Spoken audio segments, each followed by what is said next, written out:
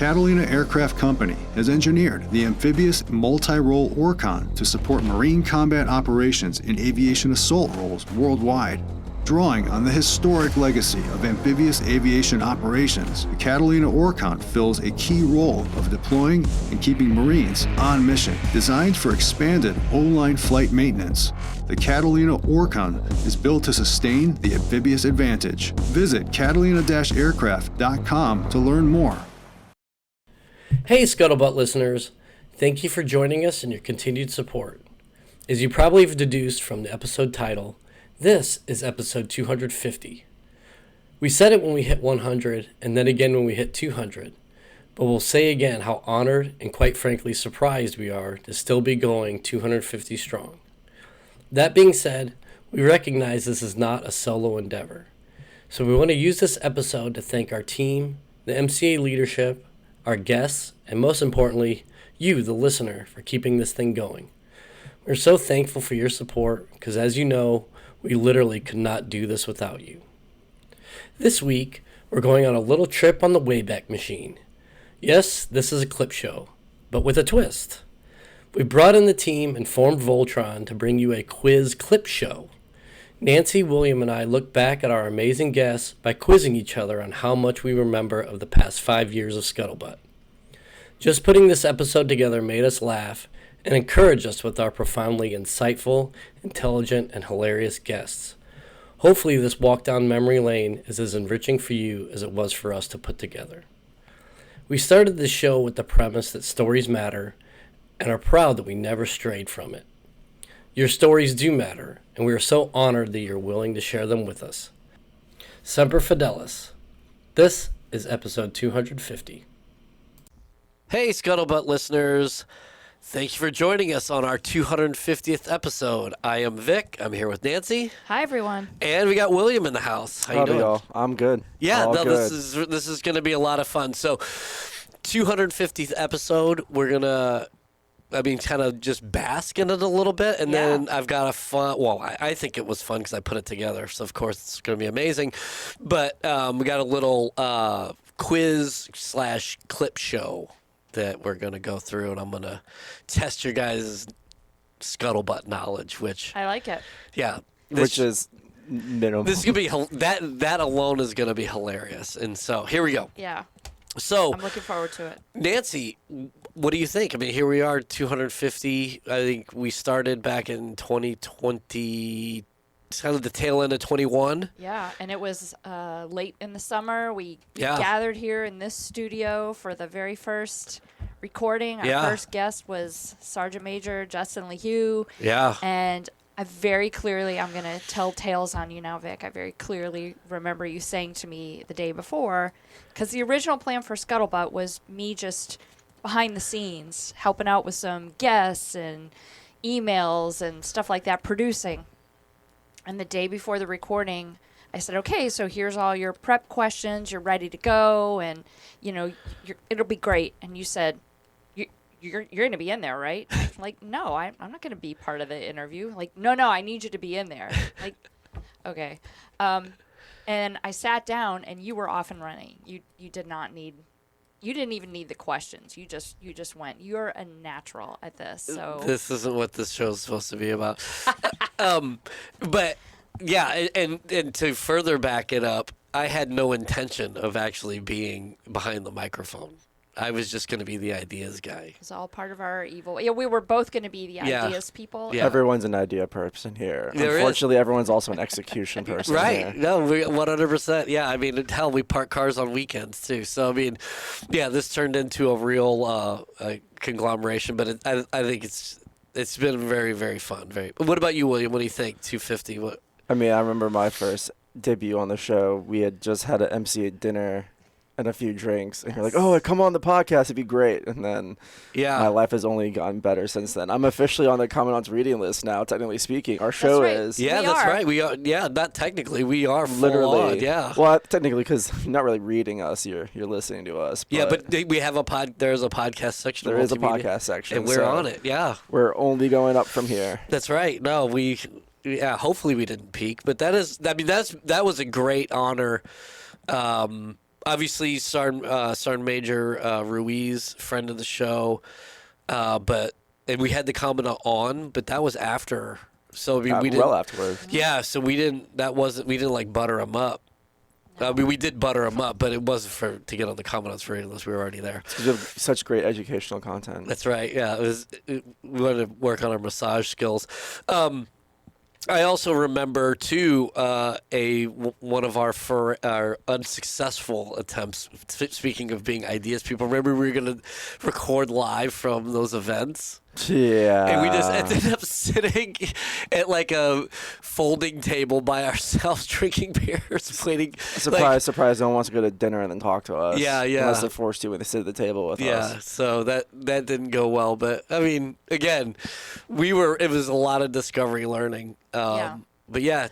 But and back to the whole idea of 250, there has to be some greater meaning in the fact that we hit our 250th episode. Yeah. The week what our a quinky dink. Yeah. turns 250. Yeah, and for our listeners, as you probably well know, like so little of what happens with this show is premeditated. So I mean, that was like, that just sort of it just fell out.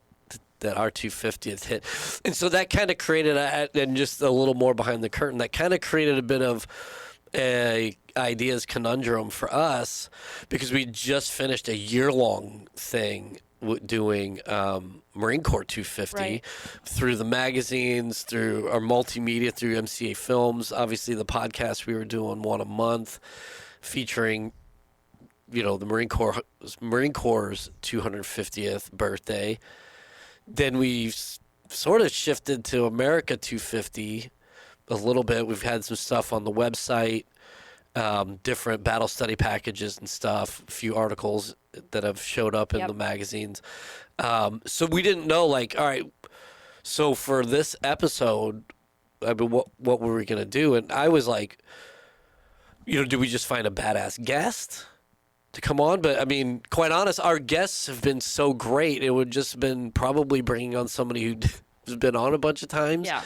I mean, I don't know what you would do beyond the commandant as far as the show to celebrate the show. So then we were going to do a drinking game, but that didn't pass the sniff test, unfortunately. That was not encouraged. No, it was actually quite explicitly discouraged. Yeah. It's a shame, man. That birthday episode we did with what was it? Hunziker. With Hunziker. That was fun. That was a good episode. It was good times.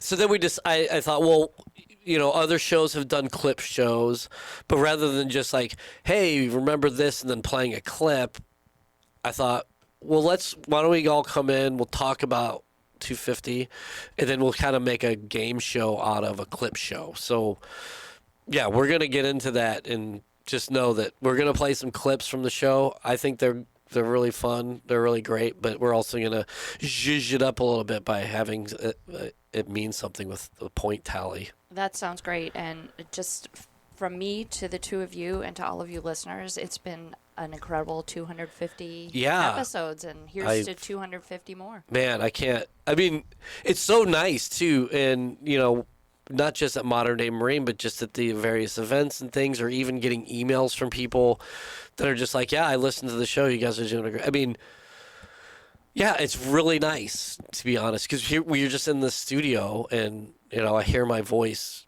constantly throughout the week, which is just grates on the soul. So people to actually be tuning in, I just can't say what an honor it is to be able to do this. Even though it wasn't my intention, it's been so fun. And, obviously going through the clips and looking at our guests, man, we've had some fantastic people. Yeah. We've doing just unbelievable things. And I'm just happy we've been able to provide a forum to share their stories with you. And really that, stories matter. That's kind of been our thing. And I'm so happy that we've stuck to that. Yeah. Because the stories that we've told through the show have been so enriching, at least for me. I can't tell you. I was laughing at the David Neese interview. We had Dennis Mannion in here too, and I'm just looking at my notes, and at one point I just threw them. It was like, these things are no good to me, because this conversation, just as it's developing organically, it's just so much more fulfilling than going like point for point on some like for sure question and answer thing. So for sure. I don't know. Any thoughts? Thank you for your valuable time, listeners. Very much appreciate you. And as a forewarning to this game we're about to play is, I'm editor of Gazette. I don't read it after publication. I do videos and podcasts. I don't listen to them after publication. So I'm probably going to be a hard L on this one. But thank you for your opportunity, Vic, to let me come out here and just make a complete fool of myself on the 250th episode. I really appreciate it. Oh, and let me share my appreciation for the two of you. Obviously, Woody's not here, and for him to basically allow us to do this. I joke around that, like, what else are we going to do? It's just an empty sound studio. But, I mean, for our listeners who are Marines, and for just anybody who serves in a government capacity, that like an empty room doesn't mean that it has to be filled. Like, and many ideas get shot down, and Colonel Woodbridge has been such a great supporter of the show, allowing us to do this thing. And I from our mission, building esprit de corps and professional military education and augmenting the things that maybe the fleet doesn't provide. He's really been a great supporter of that and helping us fulfill that mission as well. But for the two of you, we joke around all the time about how many jobs and hats we wear in this thing. So for the two of you guys to make the time that you do, God, Leatherneck, we all know that. I mean, you guys... That's nothing. And just all the things. I mean, for any of our listeners who go to the events, I mean, Nancy's there, handing out badges and drink tickets and stuff. And so, I mean, it doesn't stop here. And then, William, I mean, once you jumped on MCA Films, I think our subscribers to the YouTube channel went up like 5-10-fold. I think I share a lot of that with This Is My Rifle and all the other. Of course, the content creators have been amazing, but I mean, somebody's got to curate it, somebody's got to get it out there, and then we've got Vanessa, who's just been an absolute angel for the show. Yes. I mean, everyone waving so ahead, Vanessa. Yeah, Vanessa, hey, thank Vanessa, you. Thank you. We appreciate you so much. Yeah, I mean, Michael Armistead too. I mean, as our comms, VP, just the whole team has gotten behind this, and honestly, we couldn't have done it without clearly your support, our guests coming on. But I mean, the people that this is time, and time is money, and there's not a 25th hour in the day, but we've find a way to put this shit together, and it's been really great. And also shout out to General Schirodi, especially when we do our MDM post pregame. It's like we're at the Super Bowl and the coach is coming on to talk about. Oh, I love that. How the game's gone. It's fun to have him on. It is great. Yeah, no, he's been an unbelievable CEO. He's such a pleasure to work for, and for anybody who has even been in his orbit, it doesn't require a lot. I don't have to sell that one. He's a force of nature. He's awesome. Okay, let's do this. Here we go. So thank you again. This is our 250th, and I just again, I could go on and on with how appreciative I am that we're still here doing this thing. All right, so here we go. First and foremost, we're going to do a little quiz. I'm going to place a clip of a guest, and then there's three ways to score. Is you can guess the name of the guest, you can guess the year that episode went out, and you can or you can guess the actual episode number itself. Oh my god. Yeah. All right. So there's three ways to score, and so you can get potentially 3 per. So here's our first clip. At what point do we slap on the table if we know it? If you know it, just shout it out. Yeah, right, just shout it out. Okay. Yeah, think about that. Especially circumstances like that where these guys might be exceptional at what they do in that one aspect of their lives and their job, but they could just, and a lot of the rest of their lives, they could just be ordinary people, right? Because when it comes down to it, when they get out of the service and they're walking around, they're still going to Costco. They're still at Walmart shopping. Well, there's always the option not to go, right? That's true. Yeah, that's totally true. That's a big one. So when you get to play with those themes a little bit and think about an exceptional circumstance, you said it. There's people that do things that are essential we'll stick with the military. All right, episode to 54. The mechanism that keeps I'm just guessing numbers now. the military running. No, is that 54? It may not necessarily get a book written about them. They're not going to, they're not going to get a movie made about them. So the themes of playing people and playing circumstances and trying to harness what you're doing. You're also trying to be an actor. You're trying to give a performance that's authentic. You're also trying to something. Let's not shoot. suck. He was in. I did this interview. Shoot. I was he not in on this was one. in the anime movie video Netflix thing that came out. George. Close, man. George. All right, you want me to tell you? I'm going to give you half point, though. Okay, sure. Give me the half point. It's Jeff Stoltz. Jeff Stoltz. Episode 15. I would not remember that. Yeah, back in 2021. But he is your buddy, right? Yeah, I'll give you half credit for that. Just so you know, he's your actor friend whose brother served with you, correct? Or no, we just grew up together. Okay. Yeah, we've known each other since we were 18. Okay. We played on the same football team in college, and then we just stayed friends forever. Yeah, so he was the best man at my wedding, and yeah. So there you go. Good dude. Okay, so we're that off was, to a. So yes, you're tied at half a point start. each. Tied at half a point each. So yeah, Jeff Stoltz, episode 15, 2021. For our guests who want to go back and check that out, he was in a movie called 12 Strong. He was also in Only the Brave, which both of those movies deal with historical events, but the 12 Strong was the immediate response in Afghanistan after 9/11 of the Special Forces. It's based on the book, I think it's called The Horse Riders, because these guys basically infiltrated Afghanistan by riding horses. So great movie, really fun. But yeah, we were talking to him about what it's like to portray a military person when you're not a military person. So that was fun. Okay, here's our next one. And Nancy, you'll probably get this almost immediately. Oh, great. I'm gonna no pressure. let this play because this clip is awesome. The Club Charles is right. It's a legendary place, and it's right across. It's on North Charles Street, just south of North Avenue, kind of across from Pennsylvania Station in Baltimore. And I mean, it's like it was probably kind of nice the day it opened in 1933. Am I allowed to say? But it's been like hold on. Decline for 100 years. Exactly. This like amazing, like each day just adds to its luster, and it was probably like it's like Art Deco kind of, and they have like these like WPA murals that are painted on the wall. I don't know, those might have got added, I don't know, but they are sort of faded and kind of elegant and shitty at the same time.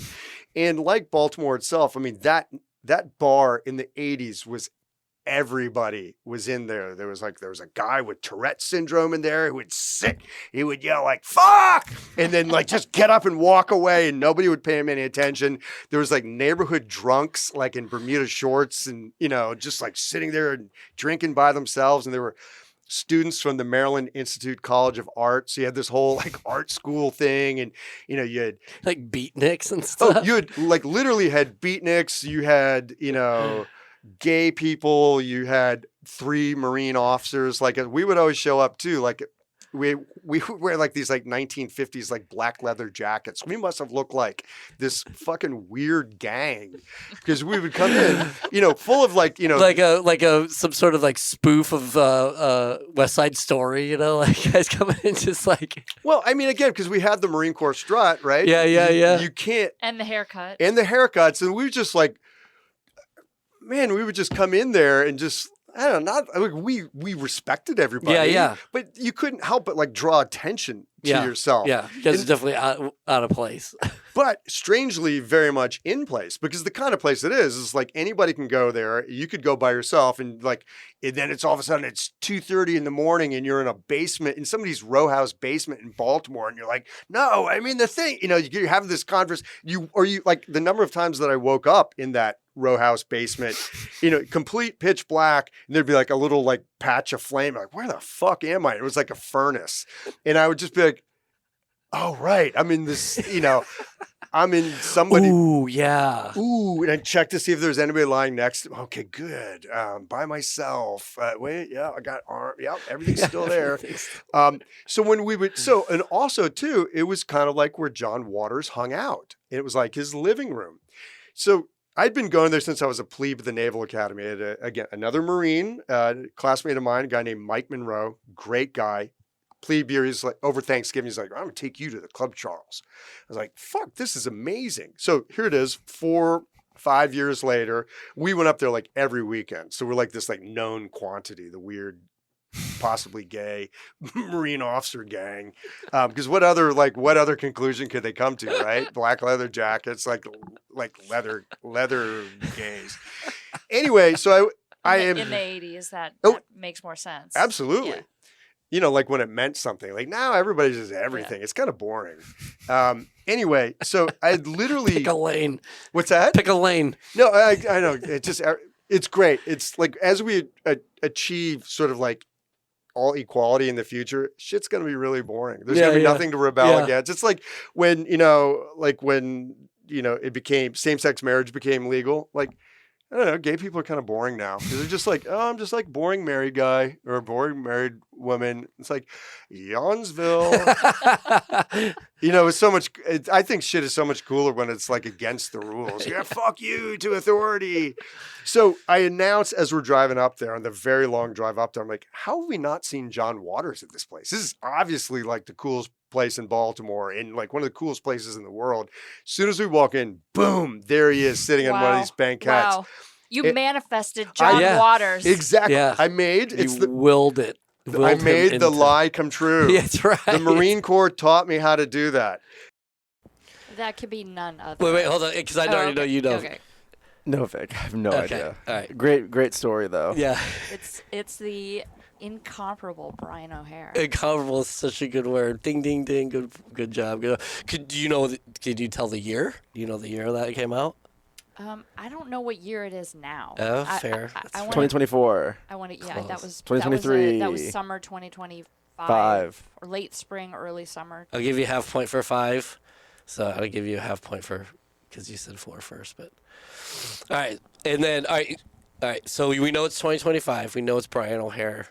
Episode number? I don't know. All right, it was episode 198. Okay.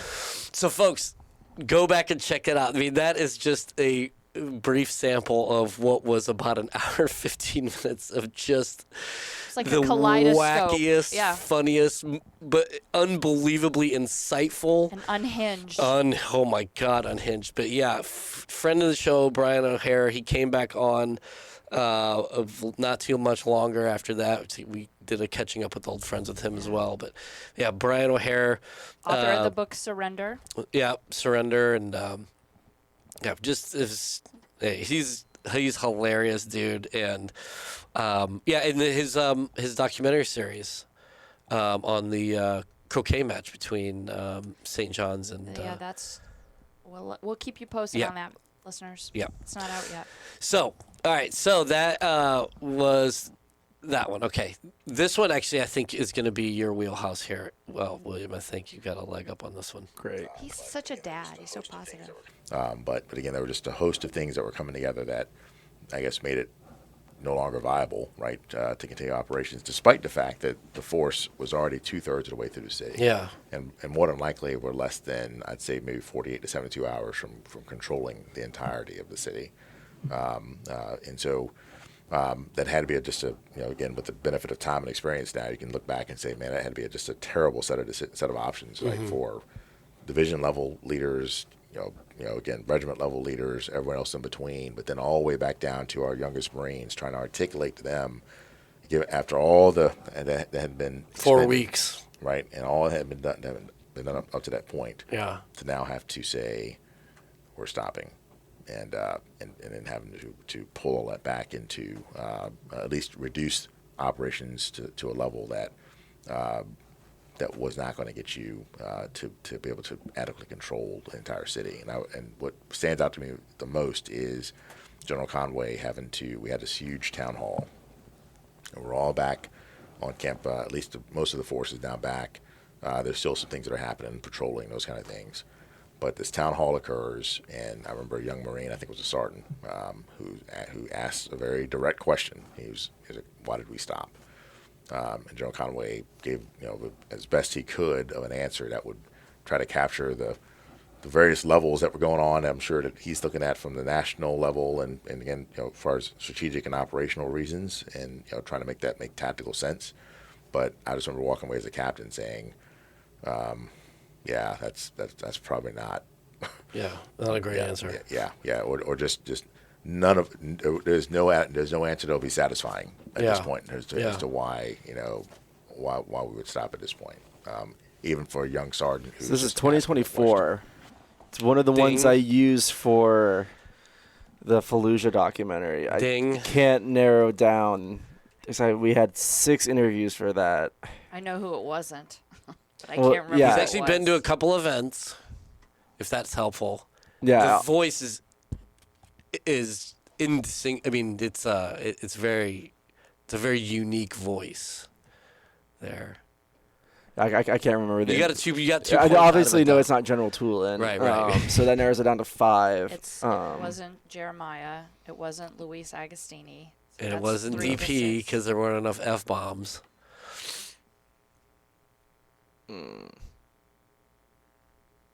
If I start it, will that help? Maybe. It rhymes with, his last name rhymes with Wenning. Mike Venning? Ben Venning. Ben Venning. Ben Venning. Very close.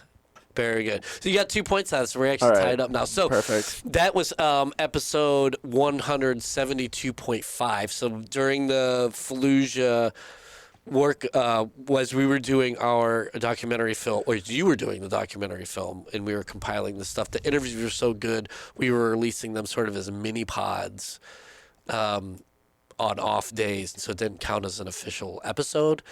But yeah, 172.5 back in, like you said, 2024. Go check out that entire series. We got Willie Buell, like you said, we had Luis Agostini, General Tulin. I mean, we had folks on there, but and definitely go check out that documentary on YouTube. I mean, William, you did such a fantastic job with that. The audio was great, but you brought that thing to life, man. That's that my was favorite awesome. project of yours, Yeah, William. Very much good. appreciate that. So good. Really, really well done. Like, comment, and subscribe. Let's take a quick break, and we'll be right back. Echodyne's high-fidelity radars for maritime missions ensure expeditionary forces maintain decision advantage from shore to sea. Rapidly scale, evolve, and maneuver. Echodyne is trusted by defense organizations worldwide. Learn more at echodyne.com. And now we're back. All right, here we go. Next one. This is a bit of a deep cut. Okay. But here we go. For me, I love digital because it's really helped me become a better traditional artist in terms of color and messing around with color without having to waste supplies. The expedited nature of digital art, you can crank things out very quickly. You can animate. I've told stories through animation at this point that I think there's a place for it in the art collection. It's just, getting to that point where we figure out a way to be able to archive it, and I think that's the biggest issue is how to archive it. It's not that they necessarily don't want it in the collection, because I've done some digital paintings. Like for instance, I did General Neller's portrait painting when I was in the Marine Corps, and it's part of the collection of the commandant's portrait paintings. Every commandant has its portrait done. There were no funds, or they cut the funds to have an artist traditionally paint it. So I was like, well, why don't I digitally paint it? And so I used oil painting techniques digitally so that it matched that collection, and it sits in the Pentagon as well as the home of the commandants. I got it. It's Elise McKelvey. Yeah. And I don't know the episode number, but I think it was early 2024. It was within our first year. Really? So it was sometime between 2021 and 2022. That's my guess. I'll give you 2 points for that. Yeah, 2022, episode 33. She was on with Chris Battles. Yep. Yeah, and so we were talking combat art. That was that was early on, obviously 33 episodes in. But that was a great, it was a little bit more subdued, especially compared to we come off the coattails of Brian O'Hare. But the way that she talked about how combat artists are embedded with the Marines and the way that they are able to capture the imagery and do the sketch art right there in the field. It was really interesting, really fascinating, an aspect of the Marine Corps that I was not familiar with at all. So that was cool. Yeah, Elise is great. Okay, last one for the clip aspect of it. We're looking at 5-3 right now, so you guys are doing great. Yeah. So this sort of like, it's not like lying by omission, but it's this filling in the gaps, right? And we see this a lot in the veteran community. And I see this posturing, right? When I go meet this group of students at Georgetown that I'm going to meet this afternoon, right? So we have 15 students that are there, all enlisted service members or veterans. But 40% of the folks we serve at Warrior Scholar Project are separated veterans. Are active duty. But 50% are separated veterans, and then about 10% are Guard, Reserve, somewhere in that, right? So as long as you're enlisted and don't yet have an undergraduate degree, then we want to serve you, right? These are free academic boot camps hosted with these great institutions. That's the model. So this group that I'm going to meet has been together for about 3 days, right? And so what I would predict, as of Tuesday evening, is they will have bonded, but they're still kind of feeling each other out a little bit. There still is going to be some of that posturing, right? And so again, it's not just that. It starts with that deep identity work of what makes you you, but also then how are you projecting yourself in the world? When did we interview Mark Zuckerberg? That is Ryan Pavel. Give him hell, Pavel. Yeah, of the Warrior Scholar Project. And I want to guess that it's around episode 200. I know we had that. I want to say it was. I'm trying to remember exactly when we recorded that. It was sometime in 2025. And I Can she get the point if I just said the answer correctly? Did you say that? Yeah, I could tell she wasn't paying attention to what you're saying. Did you not see the concentration? No, I'm looking at the scoreboard. No. 202. It was 202. Did I not say somewhere around episode 200? Yeah, you got close. Come on. Awesome. Yeah, so give him hell, Pavel, Warrior Scholar Project. Fantastic. Go back, check it out. He was a linguist, Arabic. And then the Warrior Scholar Project helps transitioning veterans get into school, but the way his sort of, is it a pedagogy if he's not actually teaching, but he teaches veterans. They mentor veterans. On how to really not just like, hey, here's a way to get into school, but like to really understand like what is it that you want to achieve how to be out of uniform. Successful students. Yeah. Or just to be successful, period, because he doesn't always encourage folks to go right into school. But yeah, it's a wonderful foundation. That was a good conversation. Yeah, there's really also an article that goes along with that in Leatherneck Magazine. Nice. Okay, here we go. Quiz question time. These are kind of layups. So you're going to be able to make up some points here. All right. This was actually already mentioned, but who was our first guest? Justin LeHue. Yeah, he was our first and second guest. The interview ran so long we broke it into two. And then he came on again like 2 more times. All right, so here's a quick clip from episode 2 that he talked about that we had to break it up, but this was all a single sesh. Training and Education Command, there was a lot of colonels in that command, always. There just is in the meat grinder that's daily haul across the street, that's churn the cheese and all here, right? I would see a lot of people, and that's where their careers were going to stop. They were pilots before, but they're not going back to them. They're not going here. They're at 31 years, 32 years that we're here. I would see people put in retirement requests that we would sign off. Up there, you'd have the sit down, officers would meet with the CG, anybody else, senior enlisted, and people would meet with me that is over here. I'd always have them still meet with the CG because that's that family we talked about before. Everybody makes a difference. But what you would also see is then they would go to transition readiness, or then they'd start finding out how unprepared they were. Mm-hmm. And this is not going to change. So now your timeline is rapidly compressed. And in rapidly compressed timelines, the UTA decision cycle doesn't allow enough things to come into it for a lot of good choices. Sometimes a lot of people in transition have to make rapid choices then. And I have friends that are out there that are on their 11th, 12th, and 13th job. Every time I sign into LinkedIn or something, that person's got a different job that's over here. And I see the same trend. Here's the business suit. I'm happy to be part of this team that's over here. And then you're asking your buddy, like, hey, didn't I just see Dave working for that place 6 months ago? And then you reach out and talk to them. It's like, I just didn't feel right. There was something there that was missing, right? And I saw that over here because I would actually see some of those guys who had submitted for retirement actually come back and ask to pull that back. And it wasn't to pull it back because of there was this Uber project that someone needed to go from cradle to grave with, and they're the person that has all the knowledge. They wanted to pull it back because they were not prepared. Who was our last guest? Or the latest guest? Because obviously we're still going. I guess it depends on which episode comes out in what order. So it was the 250. Who was 249? Have we released it yet? I just listened to it too. Yeah, it's out. I knew this was going to get you guys. I can't remember even what last article I read. Fair enough. I know, like what day is it today? That's why I figured the ones that were closest were going to be the hardest to remember. Was this? Oh, is this the one we did with Chase McGordy Hunter or advertised for the TGG? No, that was like 246 or 247. He was just in here.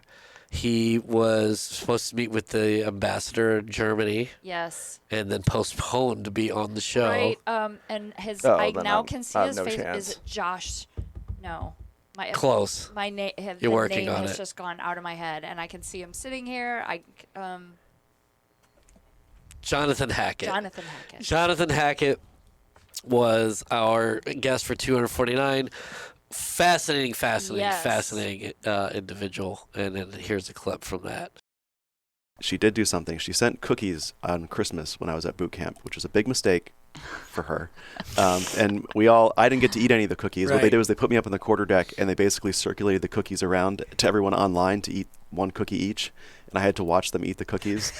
And I told her this, and she was like, "No, those were for you. They should have understood that these were for you." I'm like, "They understood." They understood that. What kind of cookies were they? I don't know. I didn't get to eat them. Oh, you didn't get to eat them. Okay. You didn't get descriptions of... Oh, no. They literally opened the box while I was up on the quarterdeck doing some activities, in the meantime. Getting better. Yeah, exactly. Right. Fun. That was a fun. That was a good interview. He's a super interesting guy. And brilliant. Gah. Seriously. Yeah, I mean, and so go check him out, folks, because, I mean, he is, like, sought after. I mean, he was on CBS News, Al Jazeera English. I think he's been recently featured on one of the other big news media outlets, but he's an Iran specialist, so he's wonderful, wonderful guy.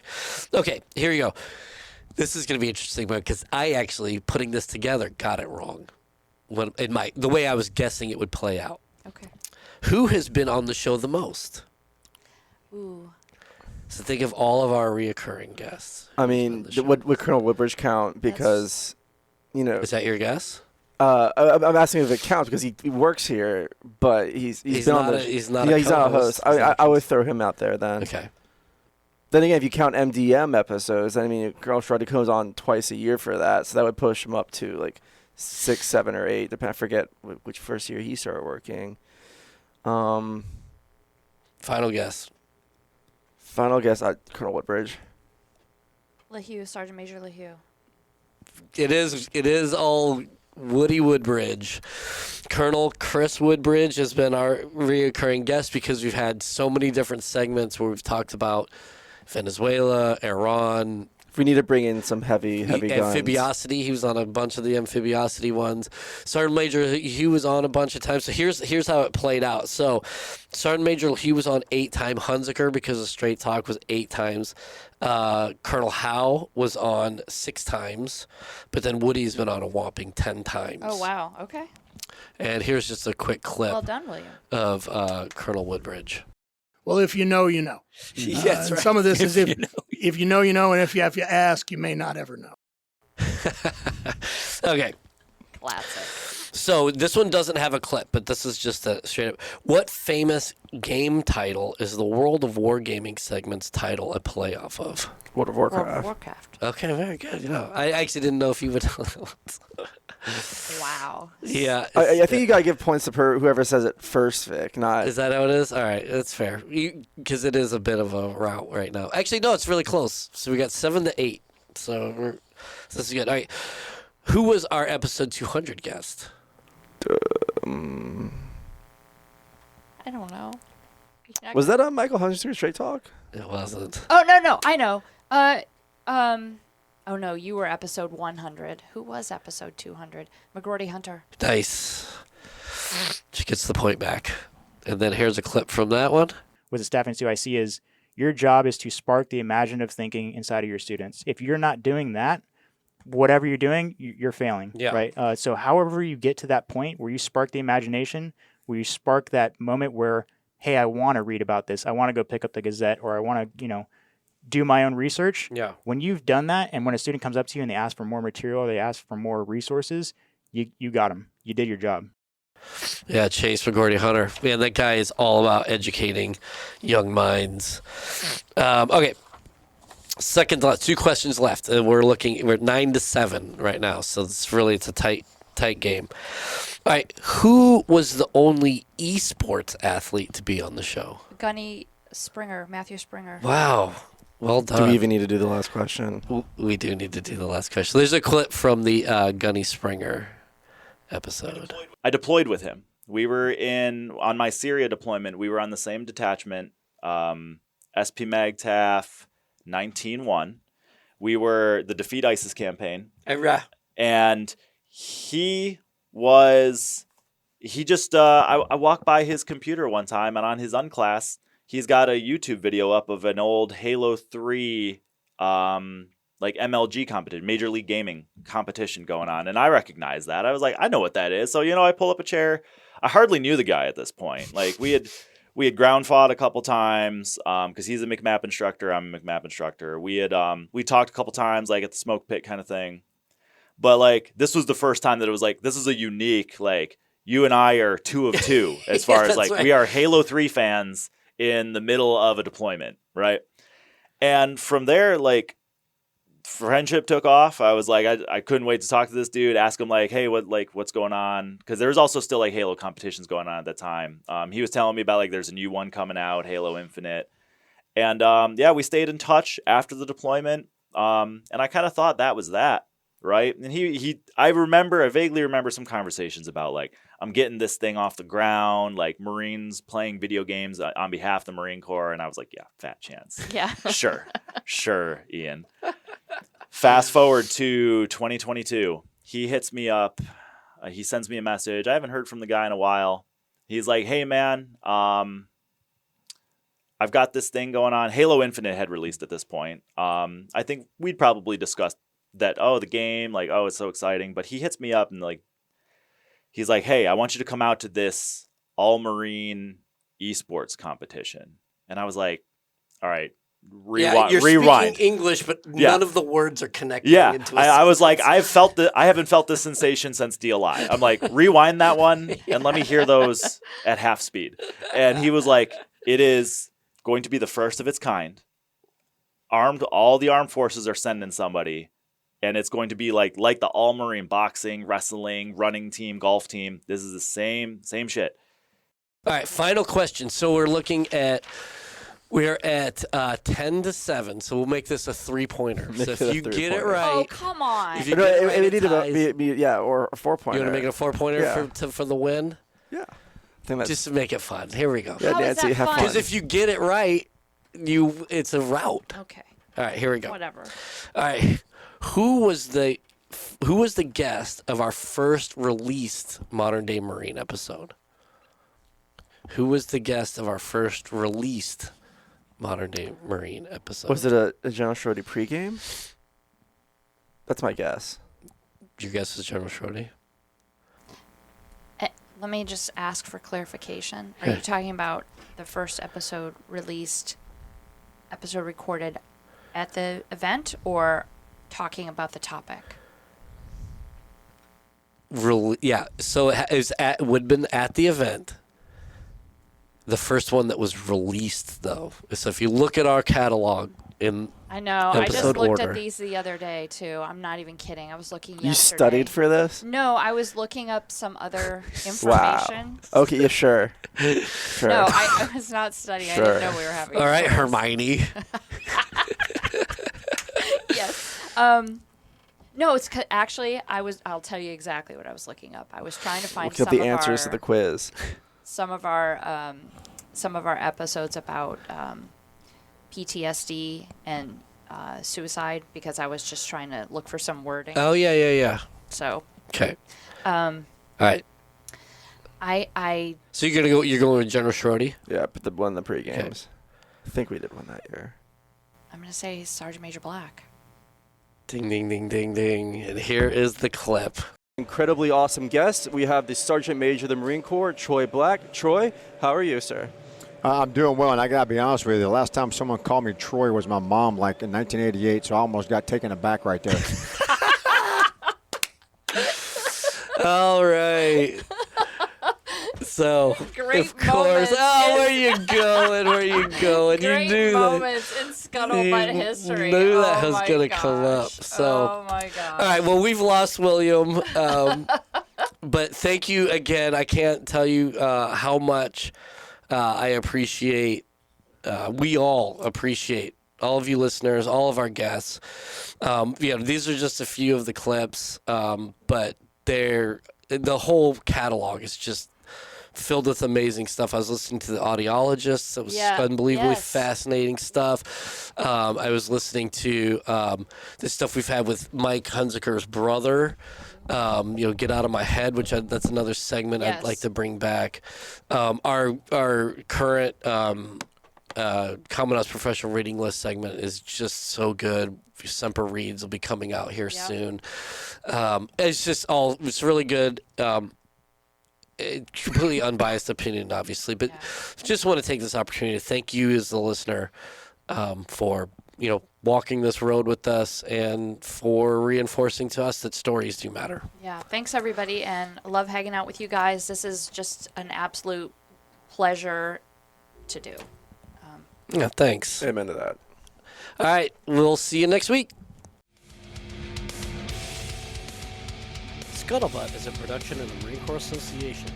You have heard the voices or contributions from Major Vic Rubel, USMC retired, Nancy Litchman, William Truding, and our guest. Ty Frazier is the editor, sound engineer, and technical producer. The Marine Corps Association is not an agency of the U.S. government. The opinions expressed in this episode are the personal views of the participants and do not reflect the official position of the United States Marine Corps, the Department of Defense, or the Marine Corps Association.